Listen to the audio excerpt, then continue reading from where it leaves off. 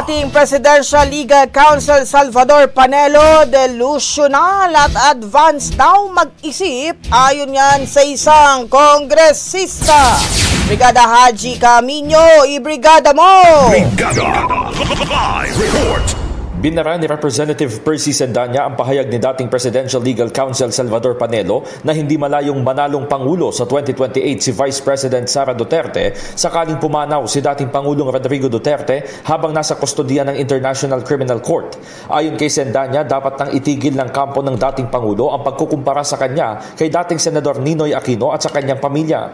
Masyado anyang advanced mag-isip si Panelo at delusional dahil hindi umano magbubunga ng pagkaluklok sa pagkapresidente ang kamatayan ng isang mamamatay tao. Giit ng kongresista, ang pamanan ni Duterte ay dugo, pagtataksil at kawalan ng pananagutan.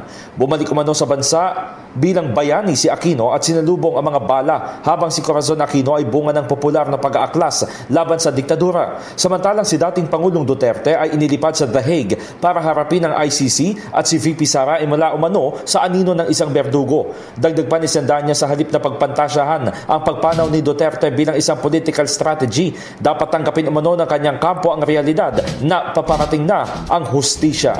In the heart of changing lives, ako si Brigada Haji Camino ng 105.1 Brigada News FM Manila, The Music and News Authority. Ang bahaging ito ay hatid sa atin ng Standout ES4 Capsule. Simulang tuparin ang pangarap ng iyong anak. And stunting now,